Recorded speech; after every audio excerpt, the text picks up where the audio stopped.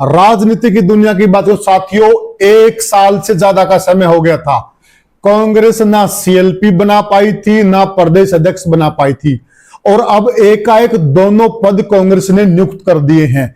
बड़ी बात ऐसा क्या हुआ, जिस भूपेंद्र सिंह हुड्डा को 1.25 साल से सीएलपी घोषित नहीं कर रही थी कांग्रेस पार्टी, अभी एकाएक ऐसा क्या हो गया, ऐसा क्या दबाव पड़ गया कि कांग्रेस को दोबारा से हुड्डा साहब को वो कमान देनी पड़ेगी। जब हुड्डा साहब को देनी थी, पका पकाया चेहरा था, पहले से उनका अनुभव है, इतना समय क्यों लगा, इस बात में क्या राज है, इन सारी बातों की चर्चा करेंगे। और बहुत बड़ी बात यह है कि लोग ये कह रहे हैं कि अभय सिंह चौटाला ने भूपेंद्र सिंह हुड्डा को चौधर दिलवा दी। ये कैसे? अभय सिंह चौटाला तो इनेलो पार्टी में है और कांग्रेस पार्टी की चौधर वो कैसे दिलवा पा रहे हैं, ये माजरा क्या है, इन सारी बातों की चर्चा करेंगे। हमारे साथ है वरिष्ठ पत्रकार और राजनीतिक विश्लेषक प्रद्युमन जोशीला। प्रद्युमन भाई राम राम। राम राम जी, सभी दर्शकों को नमस्कार, राम राम। प्रद्युमन भाई, रैली नेलो की जी, सारा ताम झाम अभय सिंह चौटाला ने जोड़ा जी, सब कुछ किया और फायदा हुड्डा साहब को मिल रहा है जी। इसमें कितनी सच्चाई है? देखो, बिल्कुल अभय चौटाला की जो मेहनत है उसका इंडियन नेशनल लोकदल को जो परिणाम मिलेगा वो तो 4 साल बाद मिलेगा, यानी जब चुनाव होंगे तब मिलेगा। लेकिन भूपेंद्र सिंह हुड्डा को उसका फायदा तुरंत प्रभाव से मिल गया, तुरंत प्रभाव से। और उसका कारण सबसे बड़ा ये रहा कि अभय सिंह चौटाला ने रोहतक की उस सरजमी पर रैली की जिसको किसान लैंड और जाट लैंड का एरिया माना, बिल्कुल ठीक बात है। और वहां रैली करने के बाद इस तरह का एक माहौल प्रदेश में बन गया कि अगर कांग्रेस पार्टी ने चौधरी भूपेंद्र सिंह हुड्डा को अगवानी नहीं दी, उनको आगे नहीं किया, तो कांग्रेस के पास जो सबसे मजबूत वोट बैंक है जाट समाज का, किसान समाज का, वो भी कांग्रेस से कहीं ना कहीं फिसल जाएगा। ठीक है। और जो ही ये बात, क्योंकि सोर्सेज तो तमाम राजनीतिक दलों के होते हैं, कांग्रेस के आला कमान को महसूस हुई और उनको पता चला कि भाई तारे पास जो किमी है वो भी अगर चला गया तो फिर क्या करोगे। ठीक बात है। क्योंकि आज हरियाणा में हालात ये है कि भले ही 36 बिरादरी की पार्टी तमाम राजनीतिक दल कहते हैं अपने आप को, लेकिन उसके बावजूद जिस ढंग से बीजेपी का राज आने के बाद हरियाणा में जातियों का एक पोलराइजेशन हुआ है, उसके बाद कई जातियां किसी पार्टी के साथ लगी हुई हैं, मतलब ज्यादातर मेजोरिटी में, सारे 100% तो कभी नहीं जाते, लेकिन अगर कोई 80% या 70% चला जाती है कोई भी कास्ट, तो इसका मतलब वो लगभग जो है उस पार्टी के फेवर में चला जाता है मामला। वो कहा भी जाता है भाई ये कास्ट तो उस पार्टी के फेवर में चली गई। बिल्कुल। तो वही हुआ। अब कांग्रेस के पास जो सबसे मेजर जो वोट बैंक है वो जाट वोट बैंक है या किसान वोट बैंक है। बिल्कुल ठीक। और जब उसी में अभय सिंह चौटाला ने सेंध लगानी शुरू कर दी, भले ही वो चाहे यूं कहते हैं ना कि अगर कोई घर की दीवार गेड़नी हो तो एक ईंट निकालोगे, एक निकालोगे तभी तो पड़ेगी। जब उन्होंने एक एक करके ईंटें निकालनी शुरू कर दी, ठीक है, बहुत से लोग ऐसे हैं जिन्होंने कांग्रेस को छोड़ करके, चाहे वो एक ग्राम स्तर का ही कार्यकर्ता क्यों ना हो, लेकिन उसका कम से कम 1 वोट तो है खुद का, तो 1 वोट तो कम से कम खिलाफ चला गया। हाँ, बिल्कुल राइट बात। ठीक है। तो उस लिहाज से कांग्रेस को बड़ा भारी डेंट पड़ रहा था लगातार, और ये बात कांग्रेस के आला कमान के दिमाग में भी आ गई। हुड्डा साहब लगातार पिछले लगभग 1 साल से प्रेशर बना रहे थे, इसमें कोई दो राय नहीं। उनके विधायक, उनके सांसद, जो उनके निजी लोग थे, वो बार बार बयान दे रहे थे कि भाई हुड्डा साहब के अलावा तो कोई चेहरा ही नहीं है। और आखिरकार राहुल गांधी को अभय सिंह चौटाला की इस यात्रा के बाद ये समझ भी आ गया, तो इसमें कांग्रेस के नेतृत्व को भी समझ में आ गया। तो प्रद्युमन भाई, इसमें देखिए 2 बातें हैं।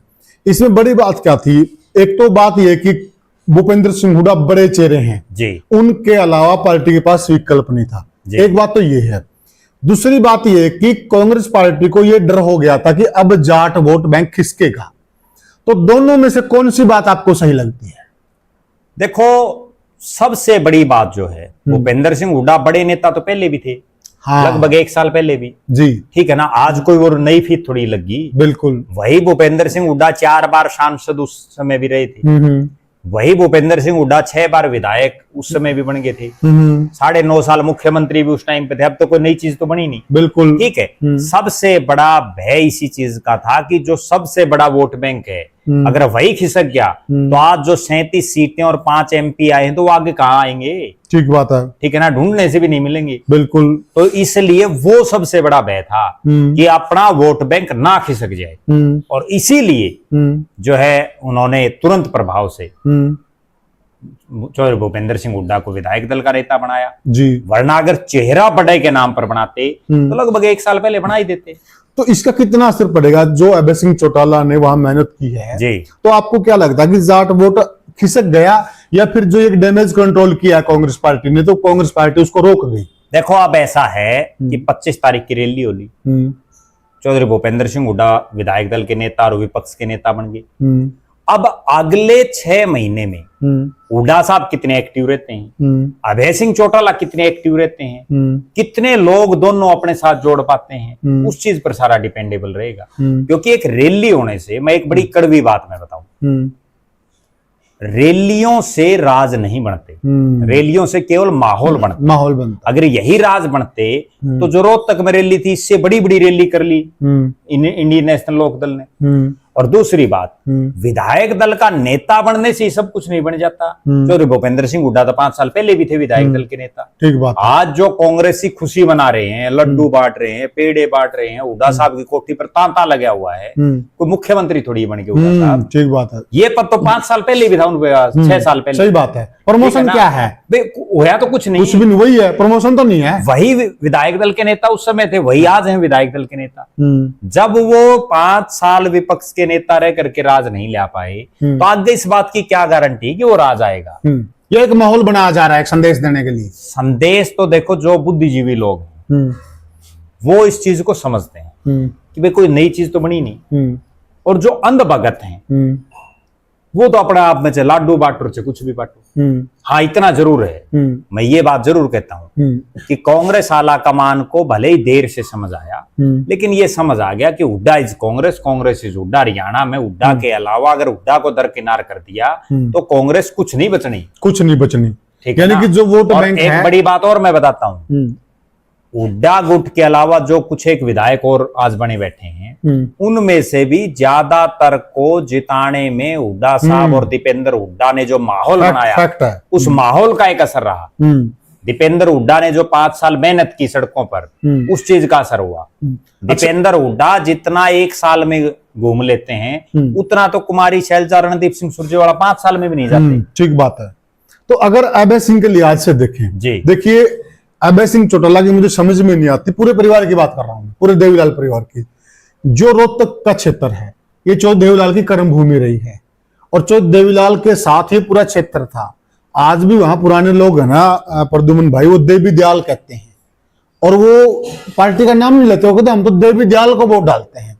यानी कि इतना प्यार करने वाले लोग, इतने चाहने वाले लोग हैं, इस क्षेत्र से भी उन्होंने चुनाव लड़ना ही बंद कर दिए थे। तो क्या आप ये बहुत बड़ी भूल नहीं मानते क्या इस परिवार की? देखो ऐसा है, चौधरी देवीलाल की कर्म भूमि और उनके परिवार की कर्म भूमियां तो समय समय पर बदलती रहती हैं। ठीक है। और उसका सबसे बड़ा कारण ये है कि जिस इलाके में उनका गांव है वो SC रिजर्व है, सिरसा सीट, तो वहां से तो वो चुनाव लड़ नहीं सकते। चौधरी देवीलाल ने सोनीपत से भी लड़ा, रोहतक से पहले तो सोनीपत से लड़ा था। ठीक है, रोहतक से भी लड़ा। उनके जो बेटे हैं चौधरी ओम प्रकाश चौटाला, उन्होंने हिसार से भी लड़ा। चौधरी रणजीत सिंह ने हिसार से लड़ा। उनके जो है पोते हैं, उन्होंने किसी ने भिवानी से, किसी ने कुरुक्षेत्र से, किसी ने सोनीपत से, इस तरह से लड़ते रहते हैं पड़पोते।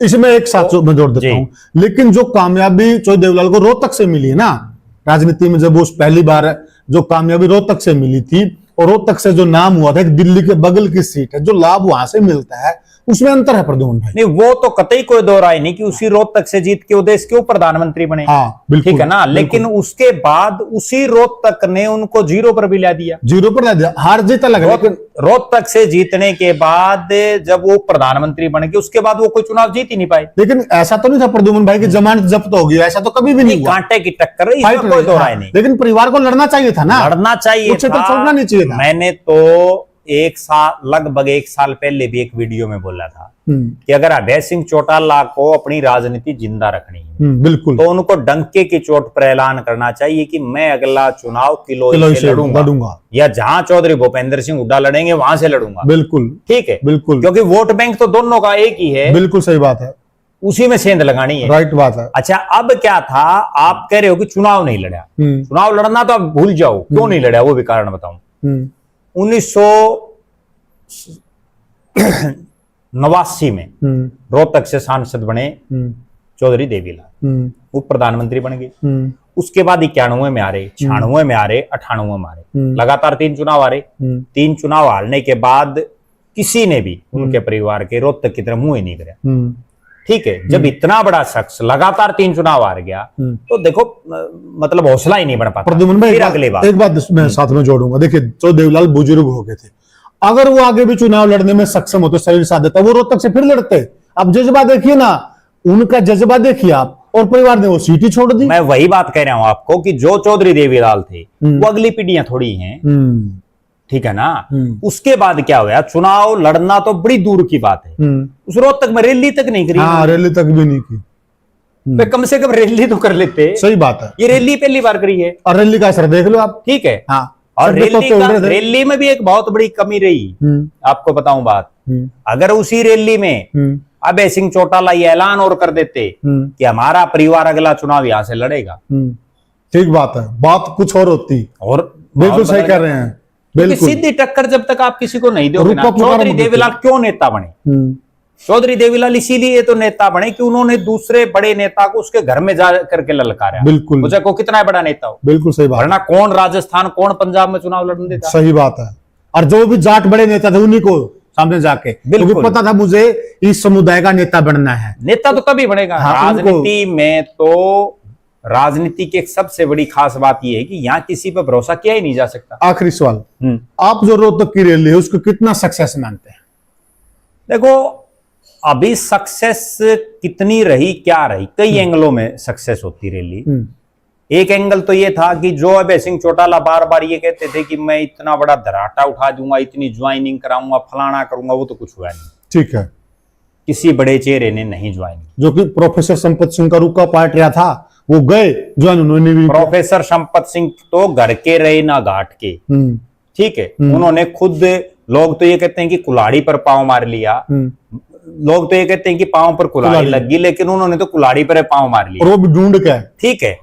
मतलब उम्र के इस मुहाने में जब ये पता है कि या तो आप भूपेंद्र सिंह हुड्डा से टक्कर ना लो, और अगर टक्कर ले ली तो फिर पार्टी छोड़ दो। मैं इस पे एक अलग से चर्चा करेंगे, स्पेशल चर्चा करेंगे। दूसरी बात, इस रैली में ये भी चर्चाएं थी कि बहुत बड़े बड़े राष्ट्रीय स्तर के चेहरे भी आएंगे, वो भी कोई ऐसा चेहरा नहीं आया। अब तेलंगाना से एक जो आई XMP के कविता, बताओ यहाँ उनका क्या है? सही बात, कौन जानता है क्या वोट बैंक है। उन सुखबीर सिंह बादल को बुला लिया जिन्होंने अभी कुछ दिन पहले बयान दिया था कि मैं हरियाणा को पानी नहीं दूंगा।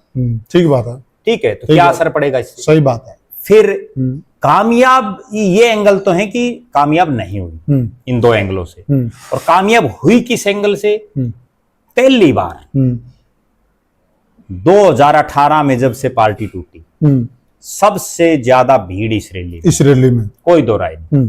सबसे ज्यादा भी था लोगों को, सबसे ज्यादा महिलाएं सुनैना चौटाला की वजह से, सबसे ज्यादा युवा इस रैली में दिखे, और लोगों में एक उत्साह था इसमें, कतई को इस एंगल से रैली कामयाब रही। और एक हुड्डा के लिए आज से कह सकते हैं कि हुड्डा के लिए तो कामयाब हो गई रैली। नहीं, हुड्डा साहब को तो CLP पढ़ा दिया रैली में, और धन्यवाद करना चाहिए अभय सिंह चौटाला का, बिल्कुल करना चाहिए, इनालो वालों का, बिल्कुल। भाई तुम रोहतक आए, बिल्कुल, तुम्हें पता नहीं कब क्या मिलेगा, बल्कि मुझे मिल गया। बिल्कुल, जो मैं खुद लड़ रहा था, मेरे वर्कर लड़ रहे थे, मेरे नेता लड़ रहे थे, लेकिन 1.25 साल से मुझे नहीं मिल रहा था। बल्कि उनको तो एक बात और भी कहनी चाहिए, हुड्डा साहब को तो ये कहना चाहिए, अभी 31 तारीख को, 31 दिसंबर को चौधरी ओम प्रकाश चौटाला की भी पुण्यतिथि है भाई, 31 दिसंबर को रोहतक में फिर कर दो ताकि कुछ ना कुछ और कि मैंने दीपेंद्र हुड्डा को राष्ट्रीय महासचिव बना देंगे। वो बिल्कुल सही बात है, ठीक है, एक दबाव तो बढ़ता है। बल्कि वो तो यूं कहते, रैली आप करो, फाइनेंस में करूंगा, ठीक है, आप चिंता ना करो, मुझे लाभ होता है। बिल्कुल, फायदा तो हो रहा है, इसमें कोई दो राय नहीं, फायदा तो हो रहा है। आप चाहे मन की मन में तो कोई कुछ भी कहे जाओ, लेकिन हकीकत ये है। बिल्कुल। तो साथियों, हमने एक चर्चा की कि देखिए, अभय सिंह चौटाला को कब क्या मिलेगा वो भविष्य में पता लगेगा, लेकिन भूपेंद्र सिंह हुड्डा को बहुत जल्दी मिल गया है, और जल्दी मिलने की वजह से आप देख लीजिए कि 1.25 साल से गोडे रगड़े जा रहे थे, कोठी नहीं खाली की थी, वो हठ योग पे भी थे, परंतु कांग्रेस उनको CLP नहीं बना रही थी। जब कांग्रेस हाईकमान में इस बात का संदेश गया कि क्या कर रहे हो, खिसक लिया सौदा। उसके बाद आनंद फानंद में उनको बिहार बुलाया गया दोनों को, और जो कि सीडब्ल्यूसी के ना तो राव नरेंद्र सिंह मेंबर हैं और ना भूपेंद्र सिंह हुड्डा। वहीं से संकेत मिल गया था कि कुछ बड़ा होने वाला है, और बड़ा ये हुआ। अब आगे हम विस्तार से चर्चा करेंगे कि इन लोगों को क्या नफा हुआ, क्या नुकसान हुआ, और जो एक चर्चा संपत सिंह वाली भी रहेगी वो भी हम करेंगे। और फिर मिलते हैं साथियों, तब तक के लिए राम राम राम।